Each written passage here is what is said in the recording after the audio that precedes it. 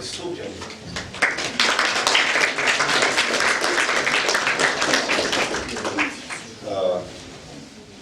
Тут, как бы, еще раз повторюсь, в запале там рекламным, может быть, крыху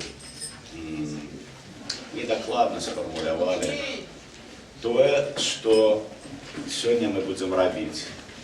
В моем выпадку это не экскурсия, тем больше там не виртуальная экскурсия, коли завгодно вербальная экскурсия, але не полная, потому что я имел на увазе, имел такую идею розповісти колькі шчырулаў, колькі аспектаў з гісторыі Менска, якія з розных прычынаў выпадаюць з кантэкста, на якія, можа быць, як на мою думку, в недастатковай ступені акцэнтуюць увагу. І простое шмат што становіцца альбо незразумелым, альбо невядомым, альбо няпоўным, як на маю. Таму я не буду паўтараць многія рэчы, вядомыя са школьных падручнікаў, там, з энцыклапедыяў. Я проста падкрэслю некаторыя такія аспекты, якія, як на маю думку, здаюцца вельмі важнымі. Часам я буду зазіраць свой тэкст, бо, як той казаў, лепш не скажаш, як сам напісаў. І прыкладна першая частка у нас зойме прыкладна гадзінку. Пасля, улічваючы, колькі нас тут ёсць, нам трэба, напэўна, будзе встаць, как бы, уздохнуть крышечку, да, і пасля зноў вярнуцца, дакончыць мое читание, пасля чего я з радостью адкажу на любые ваши пытания, якія могуць узнікнуць. І адразу, пакуль я тут хадзіў у чаканні вас, мне ўжо задалі колькі пытанняў. А вось гэта, калі ласка, наша гаспадыня, дзякуючы якой гэтая наша сустрэча стала магчымай.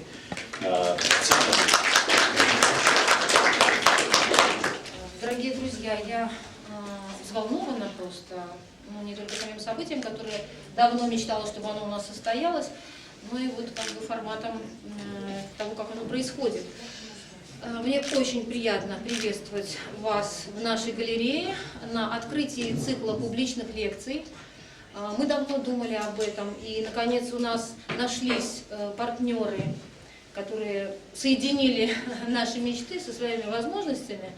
Вот. Я думаю, пару слов о летучем университете тоже мы скажем, может быть, даже не сейчас, потому что все уже томятся в ожидании лекции, вот, может быть, в конце, для того, чтобы поблагодарить. Вот. А сейчас я просто хочу два слова сказать о нашем лекторе, потому что его знают многие, но еще пока не все. Сергей Харевский, мой коллега и мой друг, я надеюсь, можно так сказать, единомышленник и соратник по многим проектам. И самое главное, человек, с которым всегда интересно и, ну не то чтобы полезно, это слишком холодное слово, увлекательно обсудить любую тему искусства или культуры, который с полоборота понимает, в чем суть вопроса и дает неожиданное решение. Это человек, который имеет свое мнение, что редко, о вещах, которые происходят в культуре и искусстве, не только белорусской, хотя он здесь, конечно, специалист высокого класса. Просто это человек, которого интересно послушать. Вот. И мне хотелось бы сломать, как я писала в пресс-релизе, стереотип музейная лекция, понятие музейная лекция. Это не должно быть скучно, это должно быть так же лично интересно, как наш разговор, не знаю, за чашкой кофе где-нибудь в кухне. И я надеюсь, что именно в этом режиме нам и удастся воспринимать то, что здесь будет происходить, то, что будет говорить Сергей. И то, что мы начали с темы Минска, для нас тоже очень важно, потому что мы городская галерея, мы тему нашего города стараемся постоянно здесь в разных аспектах рассматривать. И то, как об этом будет говорить Сережа, для нас всех, я думаю, просто лично важно, как для жителей этого города. Поэтому, после того, как он свой монолог произнесет, я думаю, что это будет где-то, может быть, час, немножко больше, я приглашаю задавать ему вопросы и попытаться сделать что-то вроде дискуссии или обсуждения.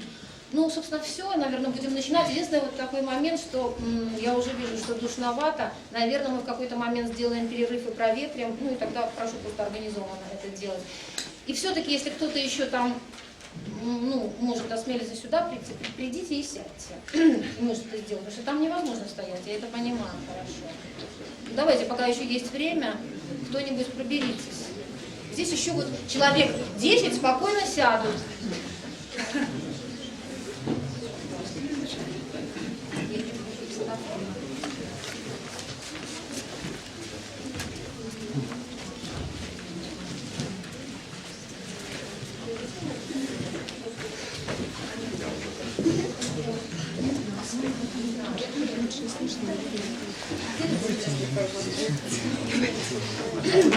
Старайтесь говорить громко.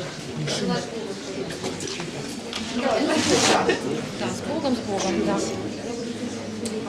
Уже чекаючи вас, мне по ходу доводилося адказваць на некаторыя пытанні. Сярод іншых, адно з таких вельмі распаўсюджаных стэрэатыпных таких сцвярджэнняў, это тое, што Менск сфармавалі вяскоўцы. Менск такі, які ён ёсць сёння. Это вельмі распаўсюджаны стэрэатып, які трывала ўвайшоў не напісаную гісторыю Менска. Но кожны з вас, напэўна, чуў такое сцвярджэнне, што Менск такі вось, а не іншы, таму што, ну, конечно же, понаехали там з вёсак. Каб Менск быў апанаваны вяскоўцамі, то тут бы панавала іх мова, традыцыі, звычаі, кухня, песні. Тады пад нашымі вокнамі былі пярэстыя салюты з вяргіняў і астраў, як в вясковых палісадніках. Так, як это адбылося в Тбілісі, в Празе, у Вільні, дзе насамрэч вяскоўцы апанавалі этой гарадской прасторы. А по вядомым прычынам Менск не мог стаць горадам, які апанавала, скажем, святарства, да, там, духавенства, як там в Рыме ці Іерусаліме. І, конечно, не духавенство вызначае сённяшні Менск. Вобраз і менталітэт Мінска не вызначае і пралетарыят з ягонымі традыцыямі калектывізму, братэрства, інтэрнацыяналізма, солідарнасці. Ну і па розных прычынах, конечно ж, вобраз і менталітэт Мінска не вызначае творчая баема альбо навуковая інтэлігенцыя, як в некаторых іншых сталіцах альбо гарадах. На это таксама ёсць свае прычыны. Падозрання да інтэлігенцыі ў Менску мае сваю даўнюю традыцыю. Калі пагартаць справы паліцэйскія яшчэ з 19 стагоддзя. Менталітэт і вобраз Менска сфармавала начальство. З канца 30-х гадоў, пасля масавых і жуткіх рэпрэсій супраць тутэйшай інтэлігенцыі, калі в рэспубліцы не засталося ніводнага архітэктара к 1939 году, які атрымоўваў вышэйшую адукацыю да кастрычніцкай рэвалюцыі, калі былі расстраляныя галоўныя архітэктары гарадоў, напрыклад, Гомеля, Станіслав Шабуневскі, Менска, Станіслав Гайдукевич, даруйте, Витебска, Коршикова и так далее. На место их приезжало вот это начальство на допомогу мясцовым кадрам. И абсолютное панаванне вот этих людей стало по войне. Менск стал горадам, куды цягнуліся, дзе марылі застацца адстаўнікі, вайсковыя, адстаўнікі НКВД, КДБ, адстаўнікі, пенсіянеры савецкіх партійных органаў і так далей. І к 70-м годам гэтая сітуацыя стала відавочнай нават для беларускага партійнага чынавенства. Потому что к 70-м годам, после 70-го года, уже траціну Менска складали не тутэйшыя людзі. Справа не тым, адкуль яны, якой яны былі нацыянальнасці, гэта былі людзі ніяк не знітаваныя з тутэйшай традыцыі, якая ім была чужа, якія, што вельмі важна, фармавалі ідэалогію. К концу бытования Советского Союза к 1989 году, паводле статистики, уже 40% насельніцтва Менска працавала в невытворчай сфере. В принципе, это нормально. Нормальная такая хорошая лічба. В большинстве европейских столиц эта лічба в 2 разы больше. Але понятно, что не 40% насельніцтва Менска займалася наукой, культурой и так далее. Огромная частка этих людей это были рознакаліберныя чыноўнікі самого розного калібра. Бо менавіта з конца 70-х годов Менск стал іхнім Иерусалимом. И отставное чыновенство, районное, областное розного масштаба імкнулося в Менск. И яны всяляк супрацьдзейнічалі тому, каб тут вырастала нейкая своя идентичность, або нехта дбаў про эту идентичность. Была распрацаваная ідэолагам вельмі простая схема. До 17 года тут не было наогул ничего. Город был знішчаны в часе войны, и вот мы приехали его обновить. А при тым, вот в эту схему, как у ложа людожера Прокруста, не вкладаліся такія, здавалася, сёння ўжо ўсім вядомыя рэчы, як, напрыклад, гісторыя Галакоста ў Мінску. Я яшчэ сам памятаю, як у 1988 годзе пры спробе скласці кветкі да мемарыяла Яма на вуліцы Мельніка, это міліцыя атачыла этих людзей і перапісала пашпартныя дадзеныя. Натуральна, в эту схему ніяк не ўкладаліся масавыя пахаванні ахвяраў рэпрэсій сталінскага перыяду, якія раскіданыя по ўсім Мінску не толькі ў Курапатах, але і парку Челюскінцаў на месцы завода Вавілава, і праславуты Чорны Яр у Лошыцы, і жуткае месца колішняга фальварка Цівалі в районе станции метро Пушкинская и так далее. Что яшчэ дзіўней, в эту схему, якая сфармавала была советскими вот этими идеологами и гэтым анонимным, безобличным, шматтысячным начальством, выпадала нават, ну, например, история революційного руху в Менску. Его так само затирали. Например, без дай причины, первое, что зрабілі большевики, когда в 20-м году вошли в Менск, это знищили помнік ахвярам Курловского расстрела на Привокзальной площади, який адбыўся в 5-м году, и когда загинуло больше 100 человек, и свыше за 500 человек было поранено. В период так званой царской либерализации, после славутого маніфеста, в 7-м году еще за царом, посярод Привокзальной площади Менска, был усталяваны помнік ахвярам того расстрела. И первое, что робят большевики, это знищить его.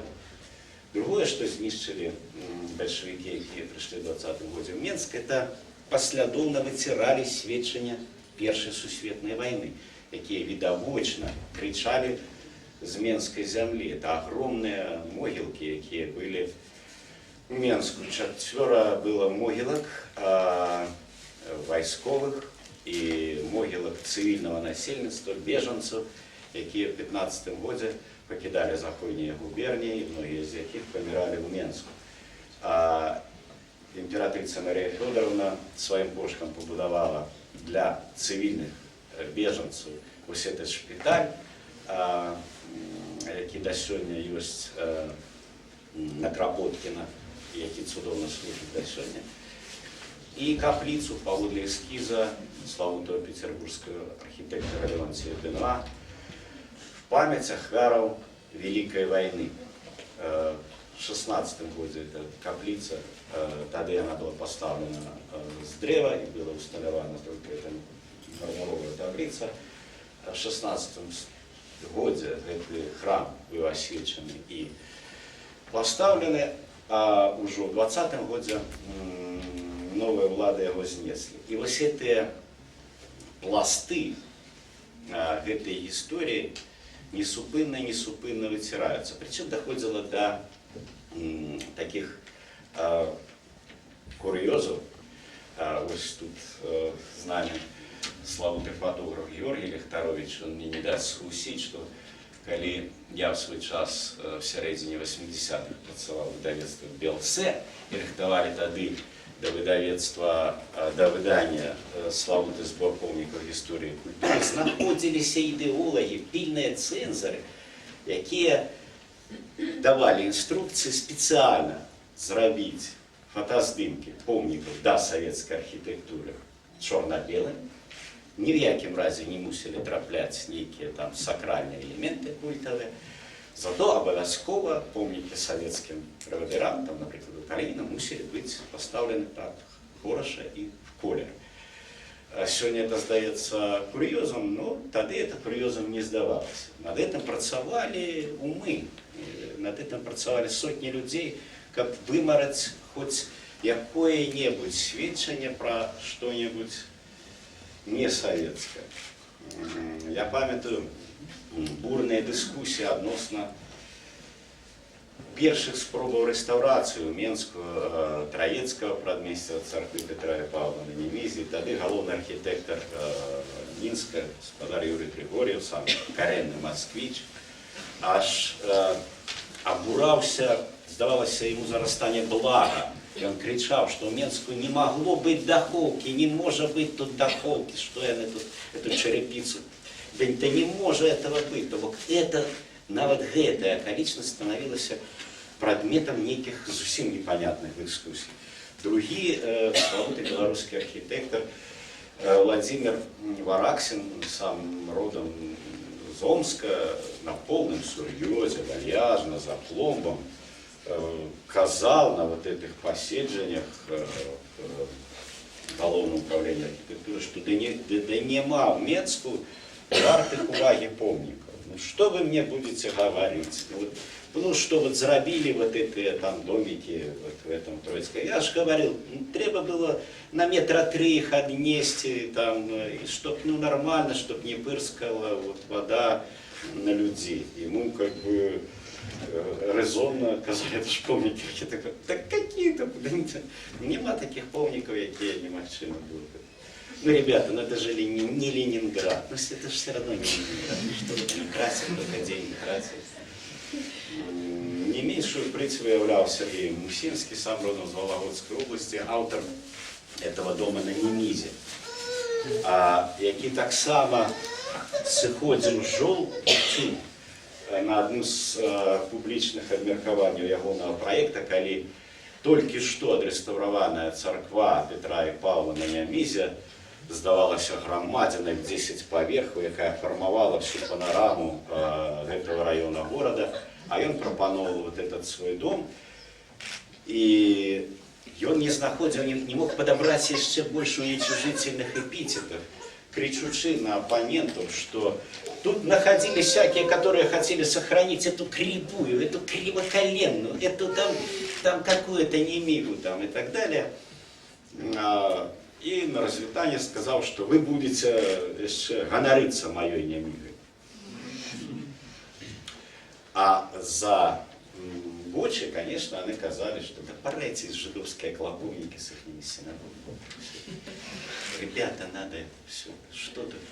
И это еще один мотив, потому что с 80-х годов, когда начал зараджаться рух в оборону спадщины Менской, в асяродку студэнцкай моладзі, калі была творчая інтэлігенцыя, калі былі прыкладзены проста невераемныя, неімаверныя высілкі на тое, каб захаваць рэшту дома Ваньковічу, што ад яго заставалася тады адна сцяна, а тады яшчэ нават рупліўцы не ведалі, што гэты дом стаіць на сутарэннях конца 17 стагоддзя, і там насамрэч ёсць аўтэнтычныя вот гэтыя падвалы.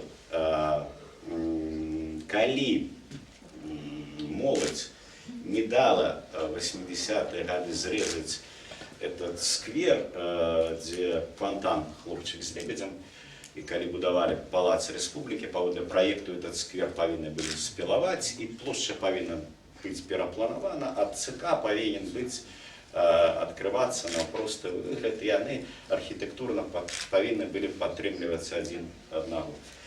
І калі першы раз адбылося публічны выступ супраць гэтай палітыкі ўлады ў 84 годзе, супраць зносу будынка першага менскага тэатра, які стаяў на рагу вуліцаў Леніна Інтэрнацыянальнай, там, дзе сёння стаіць так званы гатэль, так званая Еўропа.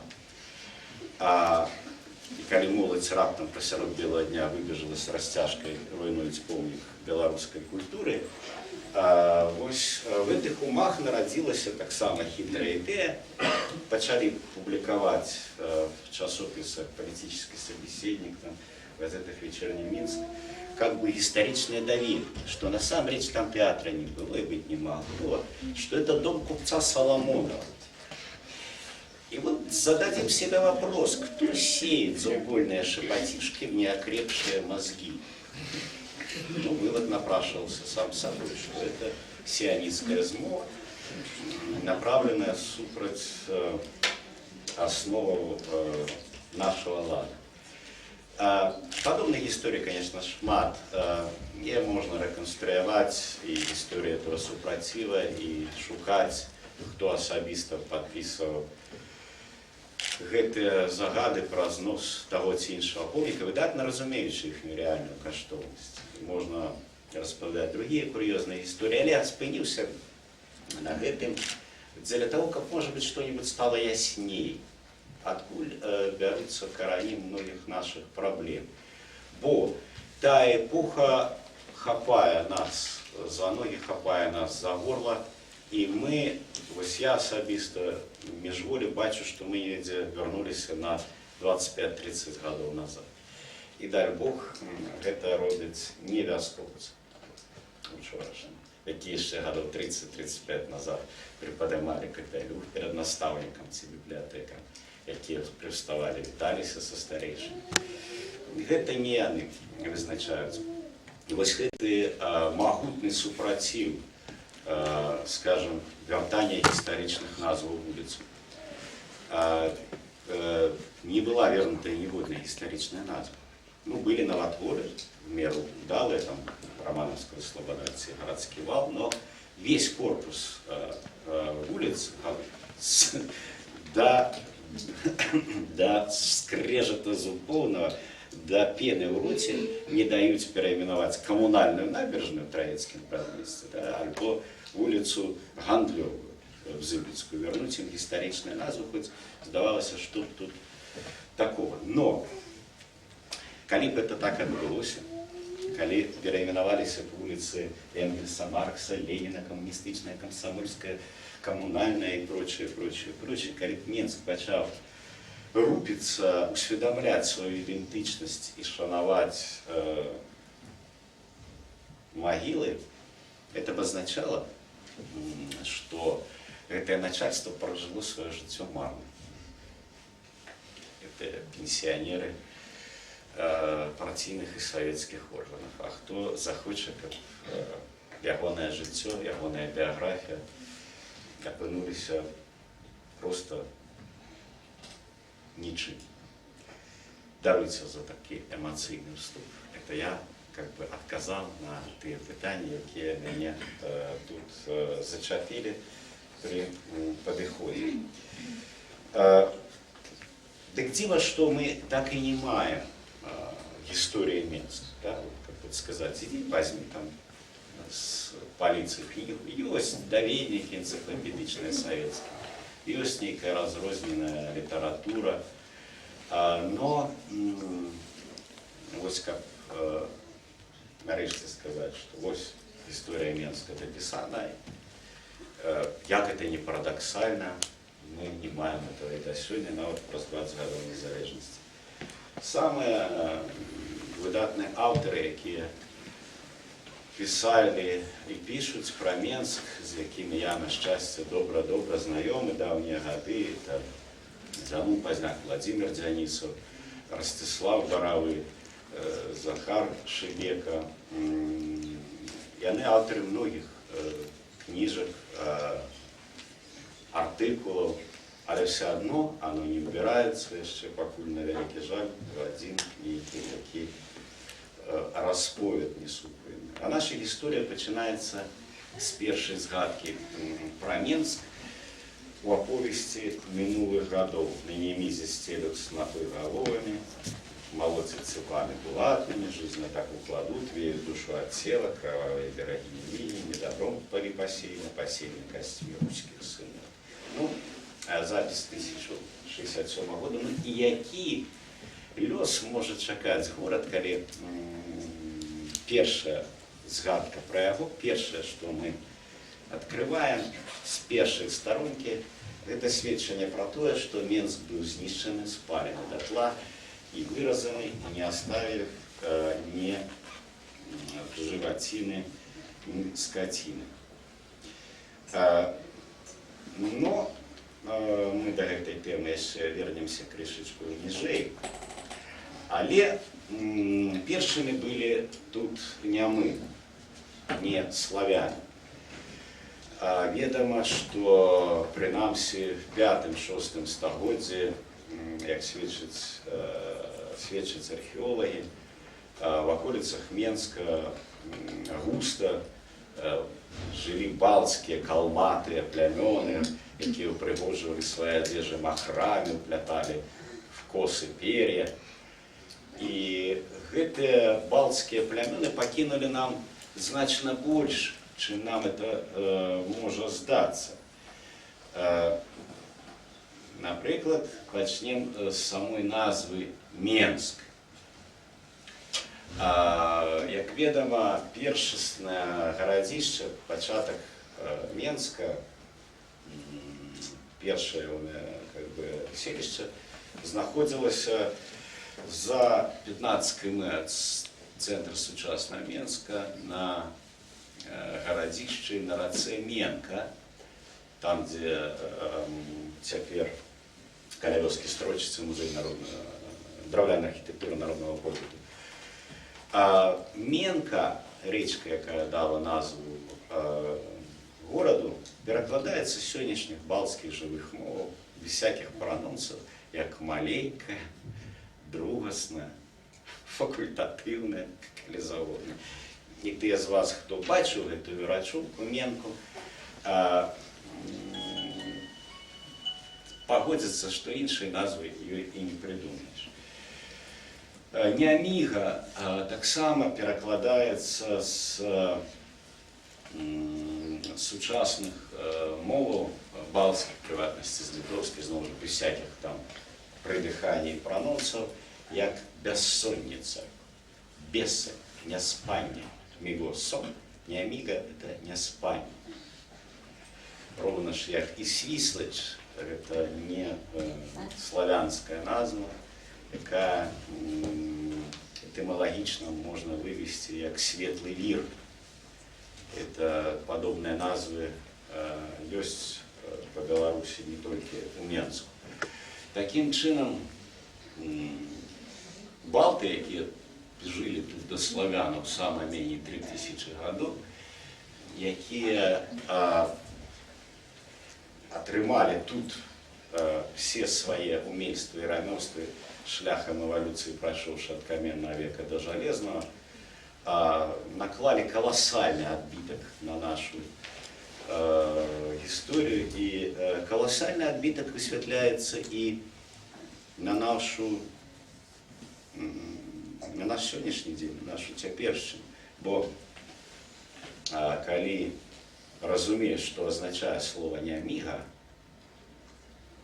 то вся яе гісторыя, дакладней гісторыя згадаў ад першай крывавай сечы да бязлітаснага, бессэнсоўнага патаптання людзей людзьмі в этом пераходзе становіцца зразумелым. І колькі б эту раку не ўбіралі, якія бетонныя берагі і как бы яе не хавалі, містычнае значэнне этого слова застаецца з намі.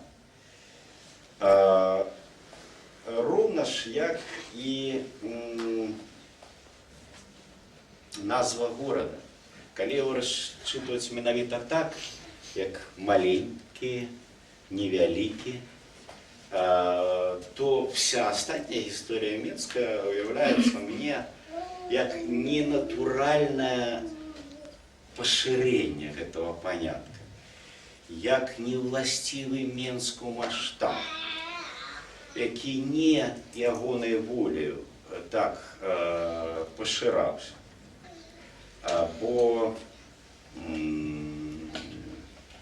Менск ніколі не быў такого маштаба, як тая ж Прага, там Варшава, я не ведаю, там Киев, там назовіце десяткі других сталіцаў. В сярэднявеччы ён быў меншы за любы іншы цяперашні наш абласны цэнтр, Борадзін, Берасце, Віцебск, Магілёў, а нават Пінск і ці Полацк. Перадусім таму, што Менск не стаіць на вялікай вадзе. Я яшчэ памятаю тую свістач, якую можна было перайсці пешкам, або пераскочыць з дрэва на дрэва па яе берагах. І натуральна, што в эпоху сярэднявечча горад, які так далёка стаіць ад самых зручных шляхоў зносінаў, ад паўнаводнай вады, ён па вызначэнні не можа быць вялікім. І марачы альбо крозячы пра нейкі там Менск, там фарматам, там буйную еўрапейскую сталіцу, это яшчэ адна блуда, таму што такога не было і быць не магло па вызначэнні. Менская зямля тоіць сабе вельмі шмат таямніцаў і звязаных вот з этой шматвекавой гісторыяй да славянскага перыяду і з пачаткамі ўжо цяперашняго нашого Менска на замчышчы. Так знойдзеная па ваенны час царква на Менскім замчышчы, мураваны, адзіны мураваны храм з эпохі сярэднявечча, які нам ведамы паводле археалагічных раскопак,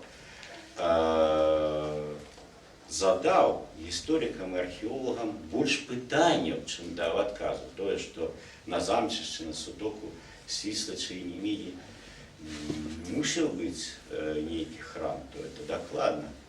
Але калі яго раскапалі в 50-е гады, то ясней нічога не стала. Было высветлена, што гэты храм не мае аналагаў в суседніх дзяржавах, што ён складзены не той тэхніцы, якой складаліся нашы раннесярэднявечныя мураваныя бажніцы полацкай, гарадзенскай школы дойлідства, альбо суседніх краінаў. Яна ўяўляла сабою апалубку, якую на рошчыне закладаліся камяні, а звонку яна абшывалася камянём і тынкавалася. Аналагі ёсць толькі в паўднёвай Скандынавіі, і ёсць адзін такі помнік в Чэхіі.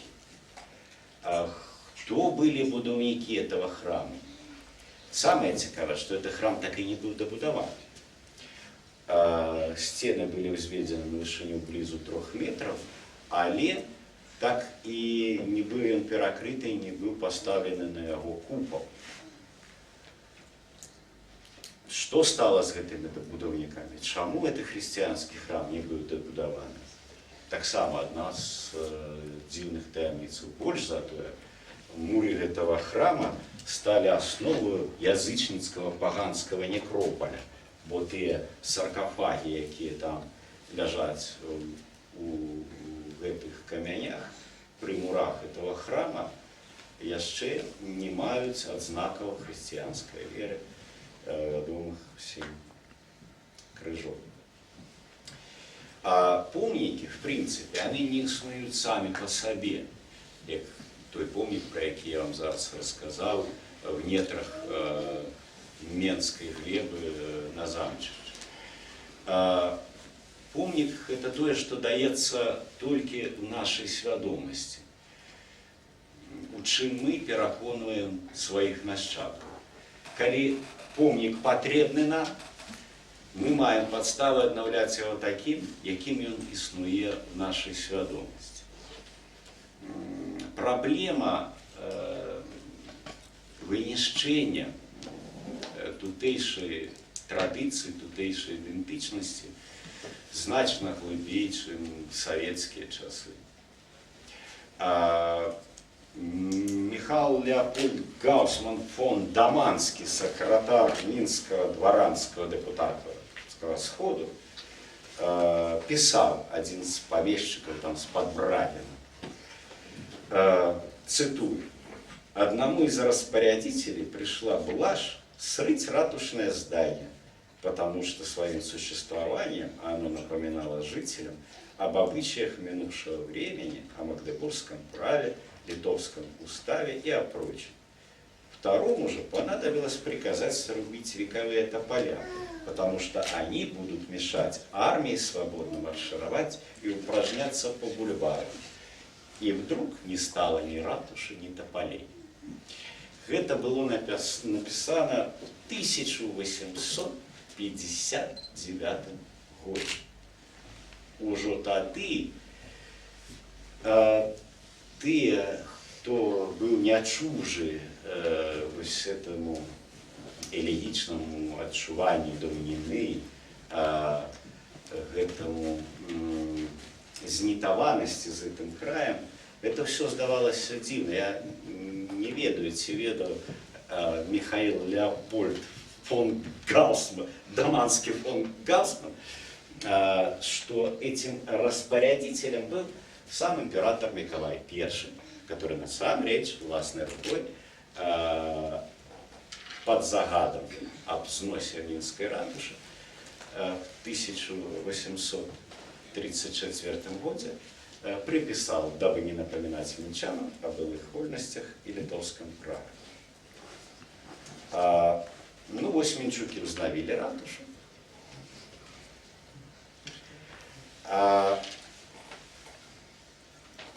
Однак, ну, справедливость, здаецца, перамагла. Однак, чамусьці, на мою думку, сам факт этого обновления не додал нам исторической памяти, по-моему, ну и тем больше вольности. Чаму Менск врэшце заняў тое месца, якое заняў? Здарылася гэта не ў 20-м стагоддзі. Здарылася гэта значна раней, пасля шматразовага знішчэння Менска в 16 стагоддзі, тотального знішчэння датла того Менска, які існаваў ад сутоку Немігі і Свістачі і туди в бок Віленської дороги, фактично ничего не засталось. Его 3 раза полили московские войски, 1 раз на челе с Михаилом Глинским, двойчи полили войски крымских ханов. И в 17 стагоддзі Менск перабраўся на верхні город и стал мураваным. И вот с этого моменту отбылся некий важный сбой. Насельніцтва, якое існавала в папярэдняй эпохі, існаваць перастала. А ў Менску па розных падліках заставалася от 150 до 180 человек на 1600 год, так, пасля этих походов. Мясцовыя тутэйшая традыцыя прыйшла в такое занядбанне, што цудоўнай ілюстрацыяй таму служыць гісторыя іслама в Мінску. Калі Мала Салейман Мінскі папрасіў великого князя літоўскага Александра дазволу выкарыстаць пад мячэць старую, старажытную, старадаўнюю, пішацца в дакуменце, Пятніцкую царкву на прадмесці, бо яна абвяшчала из-за веткасці, из-за непатрэбы кому-небудзь можа разваліцца. І князь Александр дае спакойна добро на тое, каб старажытная Пятніцкая царква, якая нікому ўжо не патрэбна, стала мячэтам. Так пачалася гісторыя іслама Мінска 16 стагоддзя. І горад напаўняўся людзьмі таксама прыбыўшымі. В першую чаргу з заходніх раёнаў Беларусі, Літвы. І важную ролю в захаванні Менска просто як нейкай адзінкі паселішча адыграў факт раздорвання земляў Менска каталіцкім і уняцкім кляштарам і цэрквам, без будаўніцтва якіх горад проста не існаваў, яго не было. Першым быў кляштар дамініканаў, пасля Антоній Селява заснаваў манастыр базылянаў на верхнім месцы проціў пляцу Лужа лежачы. І так пакрысе мураваны Менск стаў пераважна каталіцкім горадам, дзякуючы гэтым фундацыям, дзякуючы гэтым землям, якія пустыя, спустошаныя пляцы, гаспадары якіх проста ўжо не існавалі, Менск пачаў неяк перасаджвацца. І негледзячы на ўсе гэтыя акалічнасці, Менск адраджаецца. Але надараецца чарговая катастрофа 1656 года, калі Менск акупуюць расійскія маскоўскія войскі цара Алексея Михайловича. Дарэчы сказаць, воевода Шарамецеў, які амаль год гаспадарыў у Мінску, з 18 лістоў, адпраўленых Алексею Михайловичу, толькі адзін падпісаны Мінск, все астатнія падпісаны Менск. Толькі Менск існаваў тады і вуснай, і в афіцыйнай традыцыі. Пасля адыходу войскаў Алексея Михайловича в Менску заставалася 200 жылых двароў.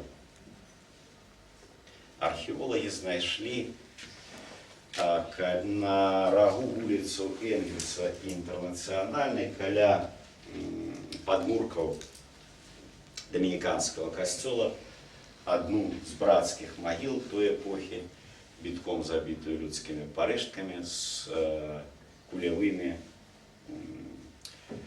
дзюркамі зверху, то бок людзей расстрэльвалі зверху вниз. Ну і што магло заставацца в этом горадзе, адпаведна, якія традыцыі? Да гэтага. І притым улічыце, што нават з гэтых 200 жылых двароў палова была нехрысціянскім. Зноў дзякуючы шчодрым фундацыям, дзякуючы фундацыям каралеўскім, але перадусім магнатэрыі, якая 17 стагоддзя это наогул глобальная катастрофа для нашай гісторыі, гэта 78 гадоў вайны.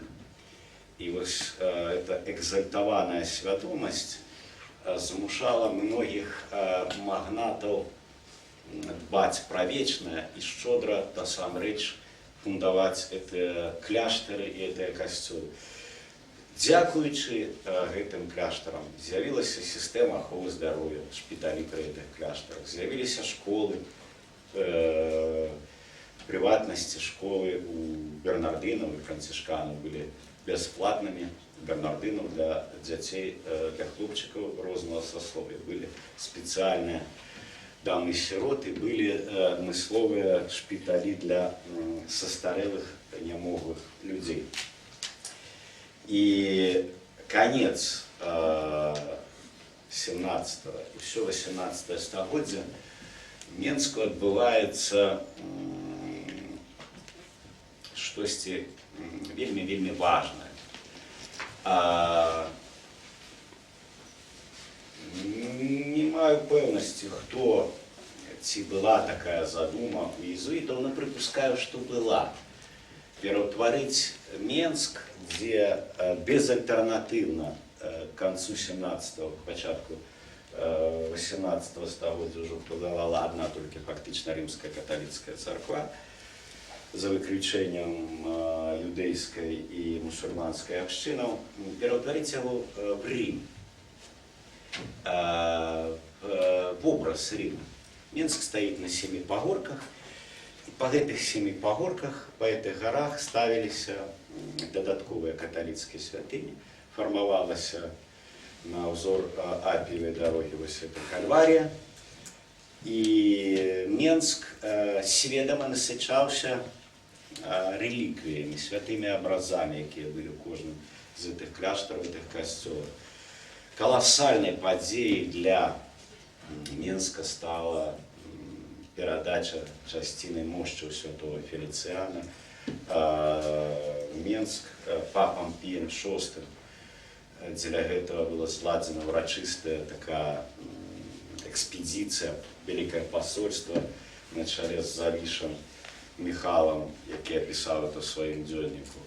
І Феліцыян, адзін з першых хрысціянскіх пакутнікаў, які ўважаецца святым і для праваслаўных, і для каталікоў, сапраўды стаў такім сімвалам аб'яднання, сімвалам яднання і насамрэч святым патронам горада, дзень якога адзначаецца 24 студзеня.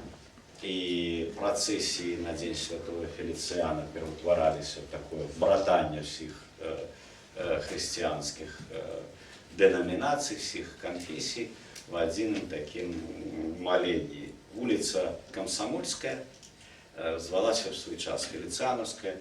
В теперешнем кафедральном иезуитском костеле есть адмысловая каплица святого Фелициана, альбо каплица Завиши, яка этим родом была фундована. И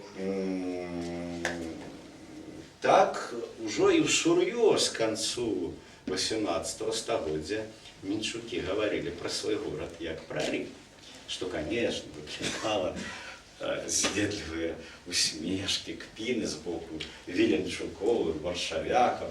В 19 стагоддзе есть целая традиция подъялдычивания Мінчуков на эту тему, что там чул, там, что у Шукевича, там, Ковальского, там, на огороде нашли скульптуру святого Рема или Ромула, там, и так далее.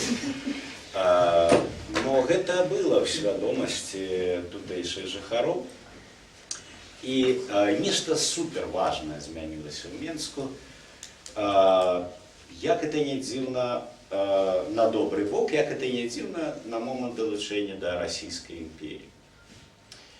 Нагадаю, што перад тым адзіная краіна, якая не забараніла, две, даруйце, краіны, дзе існаваў ордэн езуітаў забаронены Ватыканам, гэта была наша шматпакутная бацькаўшчына, Беларусь, Расійская імперія і Парагвай.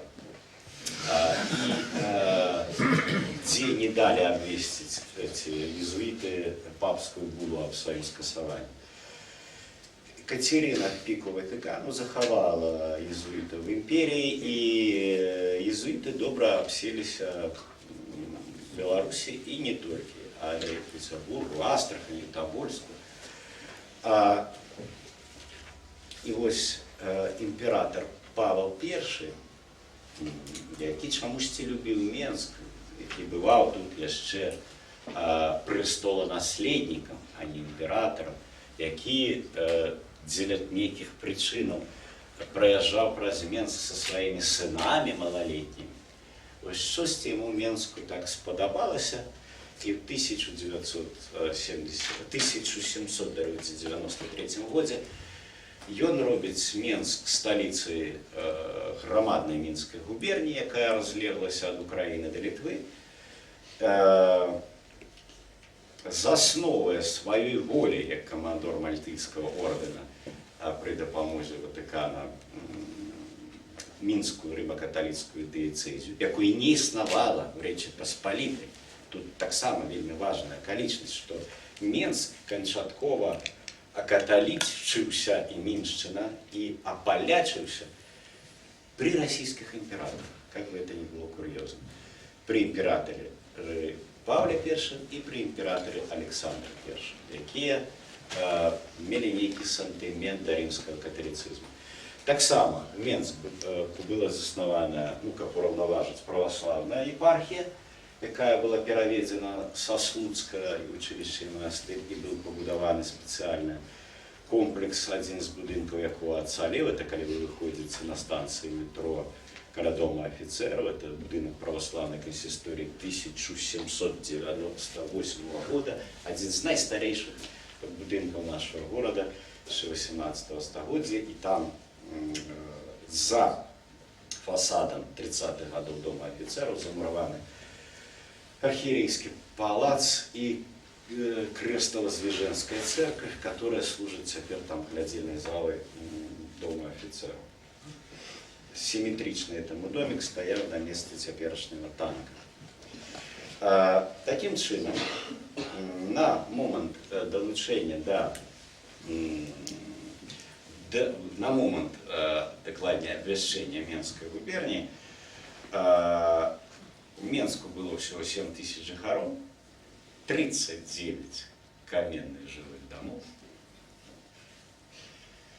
993 дровляных, 11 католических кляшторов, 14 христианских храмов, 4 богадельни, народная бернардинская иезуитская школа, 95 мураваных крамов, 10 рамесных цехов. З одного боку нічого особливого, але в параўнанні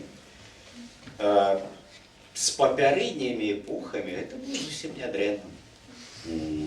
Альбо нават са сталіцамі іншых цяперашніх краёў.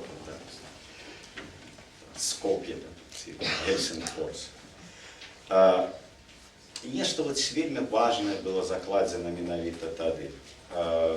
Першы российский губернатор, генерал-губернатор Минска Захар Корнеев уславился тем, что он был таким криптокатоликом, масоном, таким серьезным масоном, сябром-масоном. Прославился он, как я сказал, свою толерантностью, а так само тем, что заклал 1798 годзе вялікі парк з кветнікамі, алеямі і штучнымі каналамі, які да сёння захаваўся, парк імя Горького, пролетарскага пісьменніка. А першапачаткова гэтыя сцежкі гэтага парка шифравалі розныя масонскія манаграмы. В прыватнасці вось гэты угольнік, приватности шестиконцовые там розные зорки. И в центре этих масонских монограмм, которые утворялись стежками и присадами тополевыми, пасля отъезду шановного сярод мясцовых людей генерал-губернатора Корнеева на одной из парковых колонн ему высекли в ягоны гонор, поставили эту колонну и высекли натурально по латине «Пост лаборем реквис» «Пасля працы адпачынак». Таким чынам, гэты парк, першы грамадскі парк у Беларусі, першы грамадскі публічны парк, один из первых во всей Европе, тречи сказать, и Российской империи. Існує в Менску і до этого часу, хоч, як я сказав, носить ім'я пролетарського письменника. Менавіта ў гонар губернатора Корнеева удзячныя менчукі назвалі галоўную новую вуліцу горада, якую ён свой час распланаваў, прарэзаўшы гарадскія валы з усходу на захад ад Юраўскай гары, дзе, як я сказаў, было это архіерейскае падвор'е, дзе літаральна цяпер стаіць палац прафсаюзаў, дзе ў той час быў старажытны пагост, могілкі і ведомая нам за апокрыфаў царква Святого Юрия и до теперешней площади Незалежности. Эта улица носила имя Захарьевской, гонор этого первого минского генерал-губернатора. Так отдячили менчуки этому человеку, который на самом деле, по-перше, спроектовал эту улицу сам и немало заработал для города.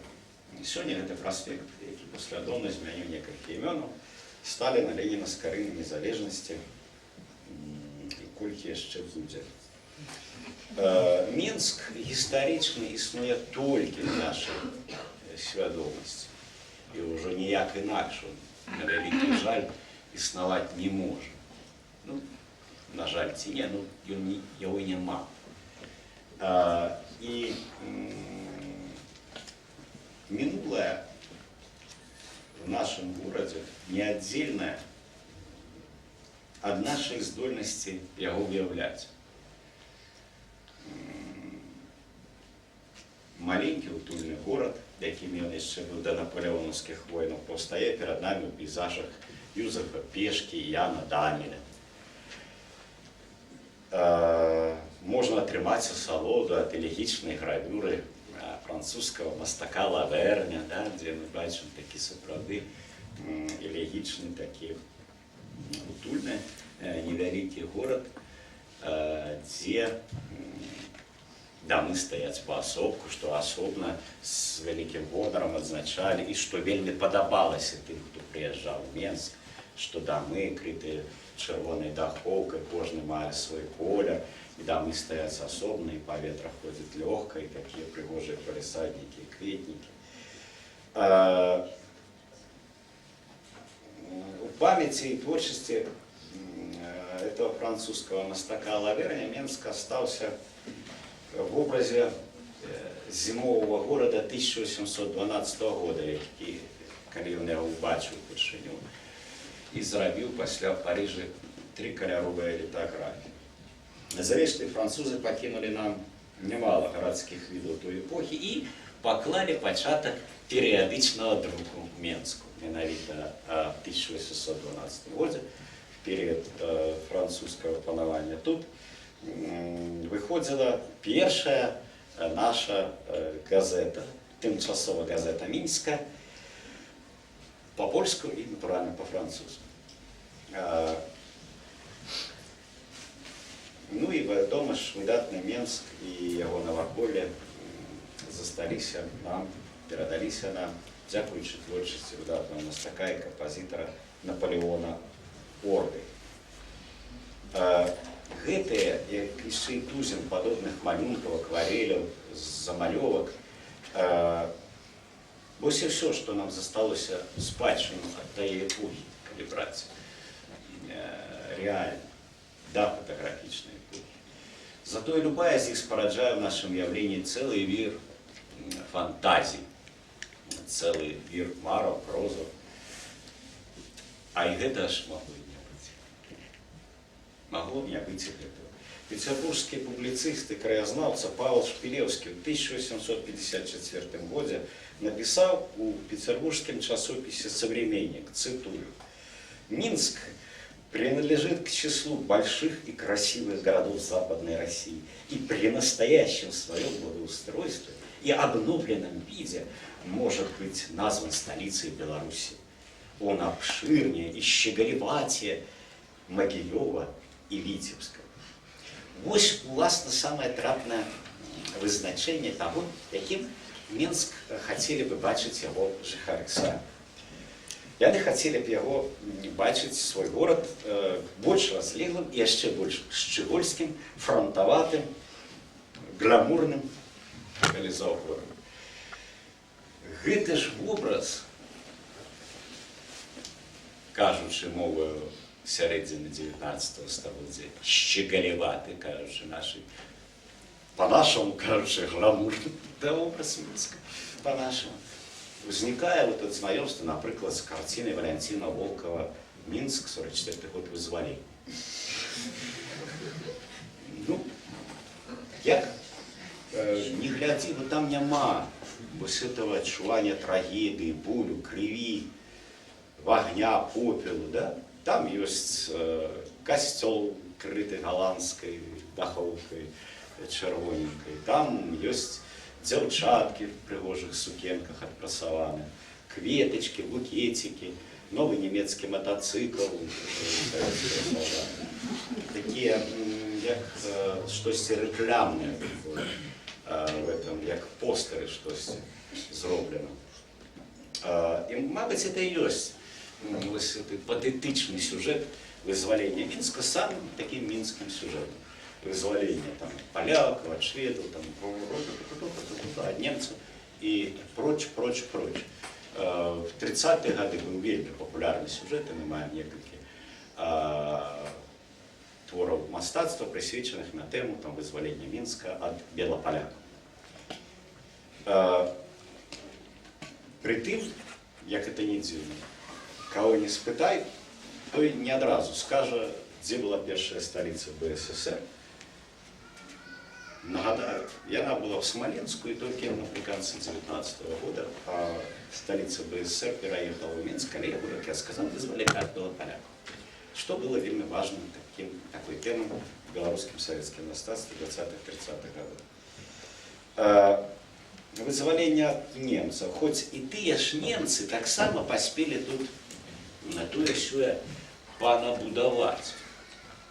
У Мінску яшчэ ёсць тузін будынкаў, пабудаваных менавіта в часы нямецкай акупацыі. Рэшце-рэшт яны дабудоўвалі этот танкавы завод, завод імя Леніна. І нават сфармаваць у 42-43 годах проектный план развития Минска. Это документ, даруйте за мой немецкий, зовется Gesamtstellungsplан der Stadt Minsk. Подпись архитектор Рудольф Вейхе. Кто такой архитектор Рудольф Вейхе, невядома. Але гэты горадабудаўнічы дакумент эпохі нацызму робіць насамрэч магутнае ўражанне. Магчымасці, якія адкрывала перад Менскам увасабленне гэтага праекта, пераўзыходзяць любы мастацкі вымысел. На месцы цалкам знесенного гістарычнага цэнтра павінны былі размясціцца 20 рэгулярных кварталаў. У цэнтры па перыметры гарадской забудовы планавалася некалькі новых збудаванняў: турма, кіраванне жандармеріі, крематорый з пляцоўкай для расстрэлу і 7 жылых комплексаў вайсковых казарм. Гэты горадабудаўнічы кашмар не ўвасобіўся цалкам. Однако война стала выдатной нагодою расчистить территорию города, как нарешті его канчаткова стерти. И до жаху многие заходы городабудаўнікоў советских нагадывают задумы нацистов. Это знос приватности Немиги, пробивание новой оси по Ленина победителей, две кольцевые дороги, просто до жаху, когда мы возьмем гэты план и параўнаем, мы знойдзем шмат падабенства. А по войне, аккурат по войне яшчэ захоўвалася цэласнае горадабудаўнічае гістарычнае ядро города 16-17 стагоддзя. Так, Мінск быў спалены там Якая розница на 80-70%? Менск был пераважна драўляным со своими этими присадами и прадместьями. Верхний город и прилеглые до его района чудом оцелели. Улица Казмедемьянская там, и так далее, якія прилягаюць до сучасного верхнего города. Аднак советские дойліды пасля войны з жахлівай паслядоўнасцю шмат у чым працягнули думку горадабудаўнічую нацыстаў. Час няўмольна сцірае Менск, і гэта адбываецца хутчэй, чым натуральная змена пакалений. Нават на картинах и малюнках 1970-х, 80-х годов цяперашняе пакаленне уже не пазнае свайго горада. І гэта таксама нейкая такая фатальная рыса нашего города, бо яшчэ ў сярэдзіне 19 стагоддзя вядомы публіцыст і літаратар, вясковы лірнік Владыслав Сыракомля пісаў у сваім нарысе про Менск, что костел святых Войцеха из Схоластики, колішняго кляштара бенедиктинок, импануя своей старожитностью сярод города, где нібы наўмысна стирались все рысы минулого. Написано в 1858 году. Уже тады, в середине 19 стагоддзя, я уже третье сведчанне прыводжу з того 19 стагоддзя, калі ўжо тады заўважалі, што як знарок у гэтым горадзе сціраюцца ўсе ўспаміны. Гісторыя самога Менску шматкроць пісалася зноўку, так што зараз уже ніхто дакладна не скажа, з чаго ўсё пачалося. Змянілася, здаецца, ўсё, што наогул магло змяніцца, прычым у Менску гэта ўсё змяняецца нават тады, калі змяняцца нібыта ўжо і няма чаму. І так было спакойна.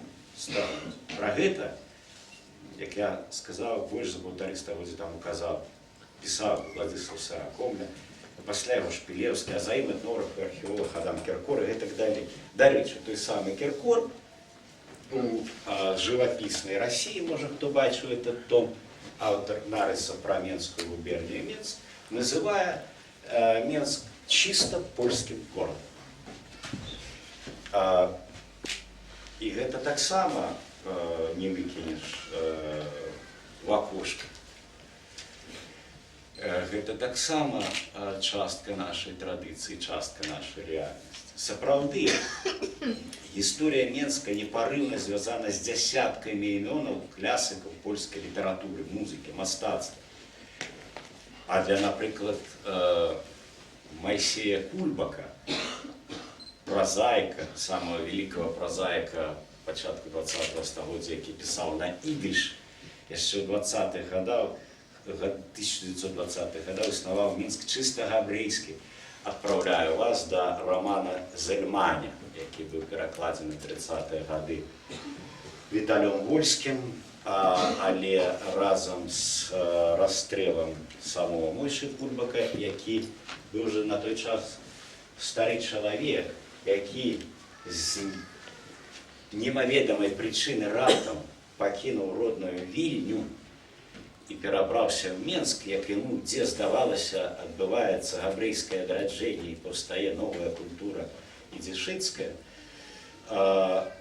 Разам з ягоным расстрэлам была рэпрэсавана эта кніга, это пераклад Вольскага, і ён палег у спецхране. Сёння ўжо ёсць і пераклады на расійскую Зельмане, дзе распавядаецца, як у старым запавеце, хто каго нарадзіў, там ад праотца да першага Зельмана, история одной габрэйской семьи в одном прадмесці, где на весь роман з'являецца один ружавашчокі беларус, камсамолец там напрыканцы романа, як такі трапны мазок, які намякае нам на новое жыццё.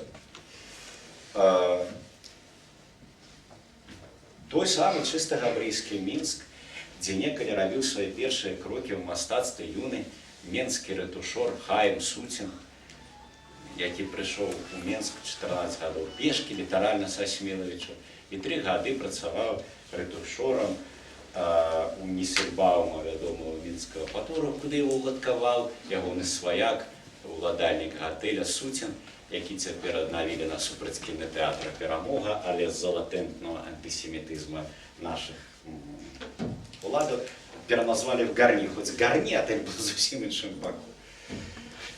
Існаваў Менск, той самы Менск, дзе в 1890 годзе адбыўся першы з'езд РСДРП. Пра што вы, можа, і ведаеце са школьнай праграмы, але многія забываюць, што у 1900 годзе у Менску ж адбыўся першы з'езд аб'яднаўчы сацыял-дэмакратыі Каралеўства Польскага і Літвы. У Менску ж,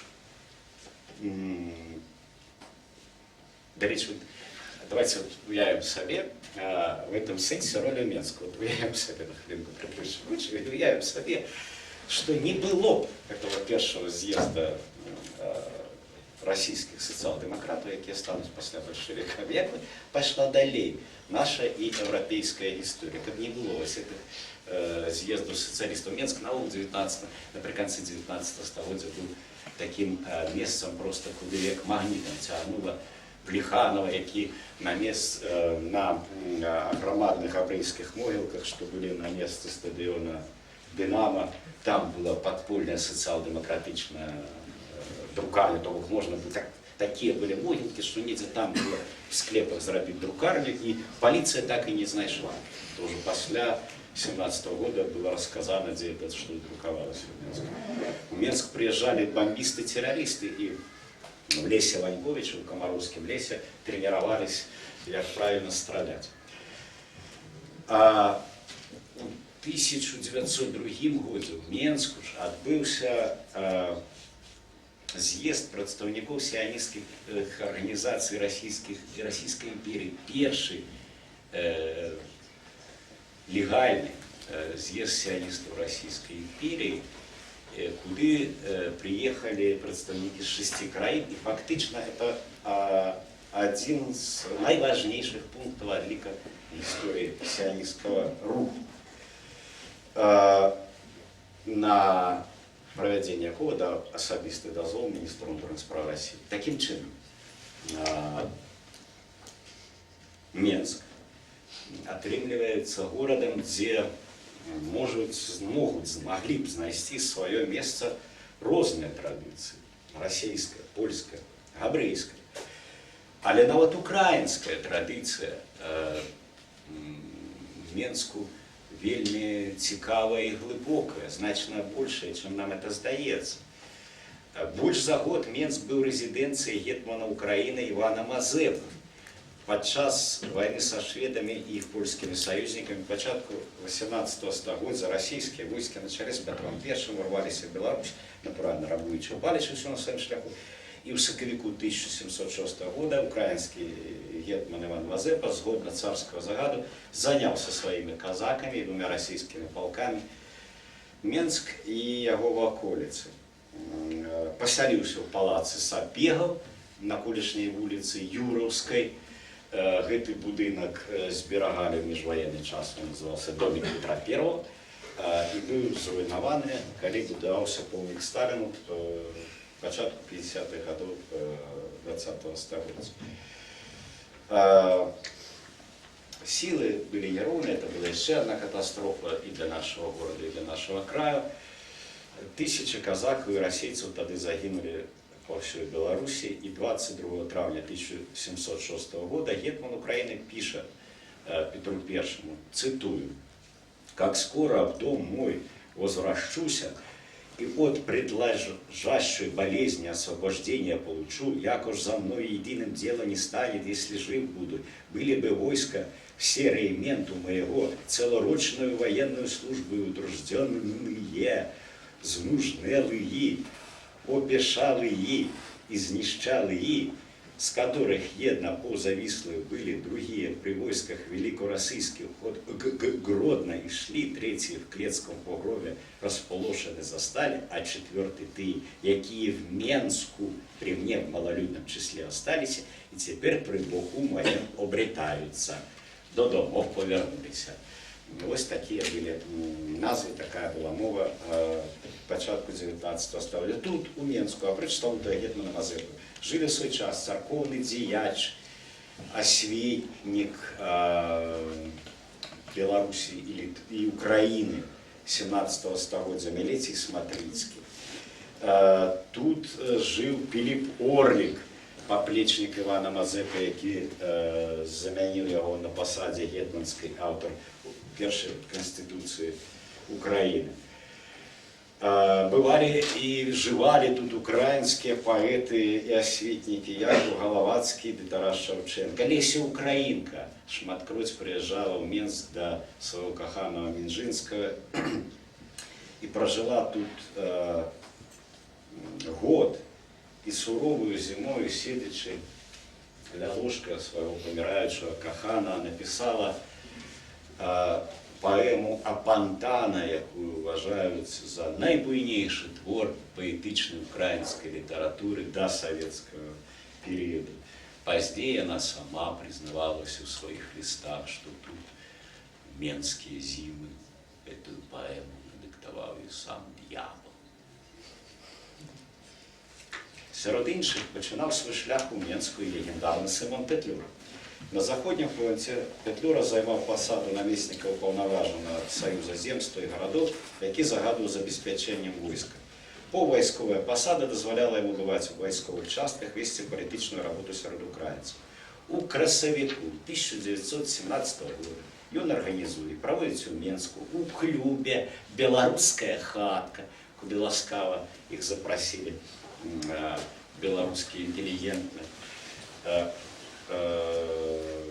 Украинский съезд депутатов Заходнего фронта. Съезд створив в Минску Украинский фронтовый совет на чоле з ним, з Симоном Петлюра.